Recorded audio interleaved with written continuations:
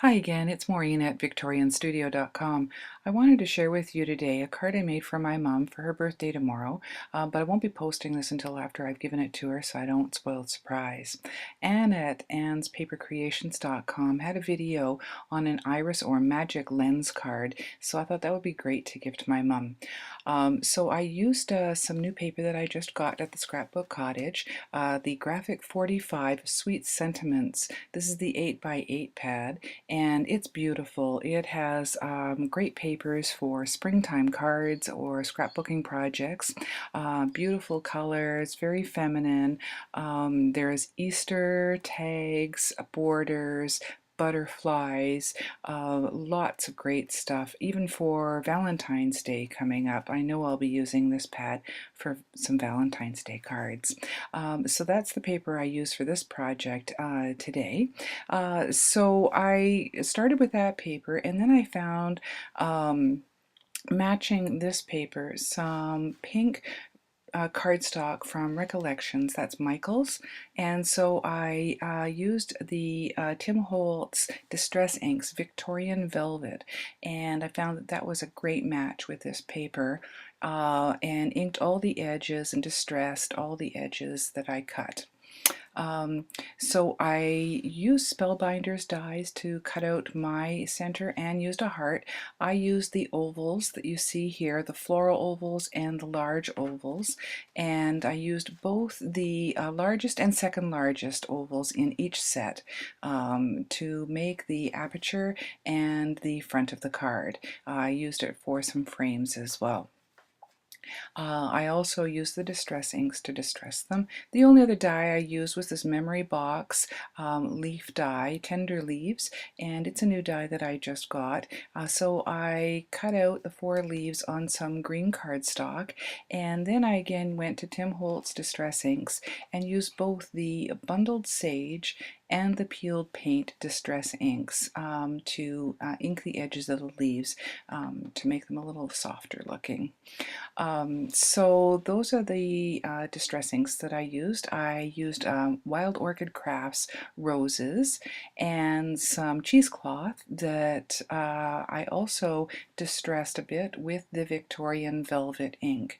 Just rubbed it on and rubbed it together to soften up the look. I also had some ribbon in my stash that I got from Goodwill a long time ago, and it was the perfect pinkish color. I got this huge roll at Goodwill for $1. So it's a beautiful, beautiful ribbon, and it perfectly matched the project that I was doing. So that worked out really well. Now, because this is a 6x6 card, I didn't have an envelope, so I wanted to use make my own envelope. So I used some pattern paper that I got out of my stash and made my own envelope so that even a large card like this, it's a lot of embellishments, would fit. So I used my new Martha Stewart score pad. It comes with an envelope accessory, so this just clips on, it just slides on, and it has instructions right on it for the size of card you want to make an envelope for. Now the instructions are right on there, and I use this tool rather than the one that comes with the board that I find tears paper. I have this tool that has little balls on the end that's a little bit easier on the paper. So all you do is you just look at the size of card and then choose the measurements that they tell you, score on all 4 sides.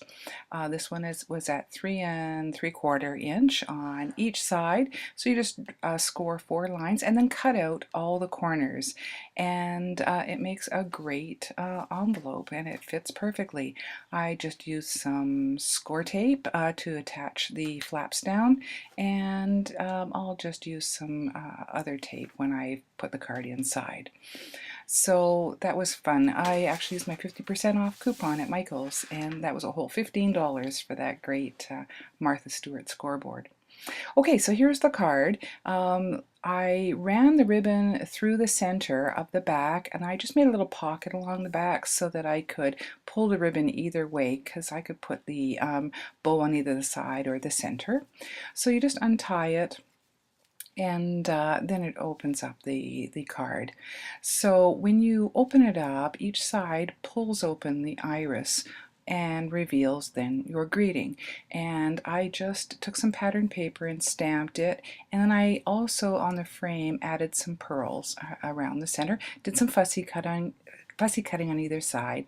And I'll do like a greeting and sign the card just on the side. But other than that, I just left it pretty plain. But I love the S that I got when I opened it up. That was a fluke. I saw that both sides pulled together. I had mistakenly put one edge in and one edge out underneath, and it made this cool S shape, so I wanted to make sure I kept that. I also used multi-mat on the edge here because there's some parts of that frame sticking out and I didn't want them to tear. So yeah, I was really pleased with the way the card turned out, and I hope my mom likes it.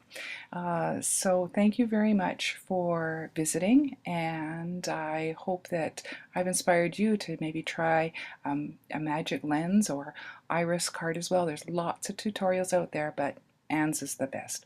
So thanks so much for visiting. Bye-bye.